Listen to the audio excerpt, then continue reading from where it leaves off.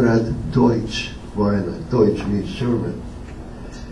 Part of the country where I grew up was under the Austro-Hungarian Empire. They were very confused because Jews only had first names. We were named by the name, you name the name of your father. Well, for tax purposes, this was extremely confusing. So they decided to give us names, less names. If you had money, you could buy any name you wanted. However, if you did not, they would assign you a name. It generally went by physical appearance. You might know somebody that's called Klein. That means they might have been short. Or Gross, they might have been big. They also went by their profession. If you were a teacher, a tailor, you became Schneider. If you were a shoemaker, your name became Schuster. People ask me, well, how do you explain the name Weiner? Well, my family is still debating that. Part of the family thinks that we were producing wine. The other one thinks, we were consuming it. I like to be on the second part. But then persecution started. They could tell us somehow apart by names, but that wasn't enough. A decree came out that we had to go to the police station, and they were stamping our ID cards with the word Jew. And any time you could have been stopped on the street for no reason at all and asked for your ID card. That wasn't enough. They started the persecution to the point where Jewish doctors, for instance, could only care for Jewish patients. Teachers were expelled from their unions. Stores were boycotted. That was one step. Later on, it went even further than that. They started to loot the stores. And the persecution just got worse and worse and worse. To make things even worse if possible, at one time when Germany, the Nazis, and Russia signed a non-agreement part, Soviet Union took over part of the country where we lived. Later on, when they recaptured the things, we were accused of fraternizing with the Soviets, and we were even harder persecuted. What the Soviets did, they took all the men of military age into their army. Without any training, they sent them to the front line. This is how I lost my father. I don't remember him. I was only a little over 3 years old when that happened. One day, a decree came out that everybody should report to the train station. And very important, remember please, only take with you what you can carry. As it happens, the convoy stopped in front of the house where my grandmother lived. I had an aunt that was visiting from Palestine, at that time Israel now. And my grandmother, being old and tired, she wanted to rest. So my aunt said, let's go and rest. When the convoy moves again, I will bring you out. In the meantime, the officers gave order for everybody to search the houses. They found my aunt and my grandmother in one of the rooms. They brought them outside. They shot them on the spot. My cousin, who's 4 years older than I am, remembers that very vividly, and he had a lot of nightmares and a lot of problems because of that. They only did that to intimidate everybody else.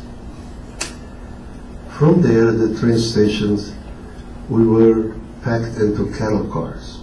I don't know if you've ever seen one. They have very small windows.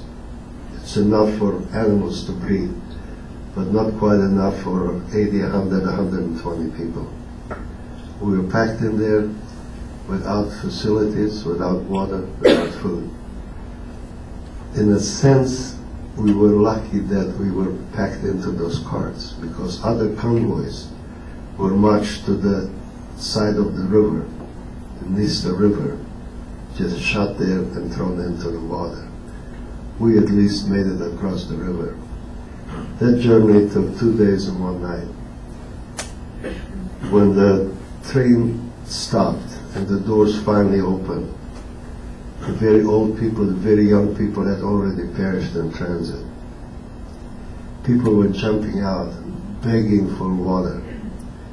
It's a lot more difficult to do without water than it is to do without food. Romanian soldiers were emptying buckets of water and laughing because people were just scooping it off the ground to get their lips wet, to get a little bit of nourishment. From there, we were marched through snow and mud and cold weather for over 2 weeks. In the distance, you could see what looked like branches covered with snow or mud. As you came closer, you realized that those were bodies, people that had perished, and they were just left on the side of the road. Why didn't we escape?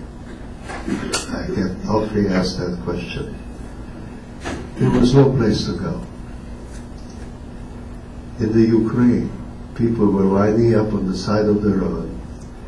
If they saw somebody in the convoy that had something, a fur coat or a coat with a fur collar, or a suitcase that looked like it might have some value, they would buy that person, kill the person for his belongings.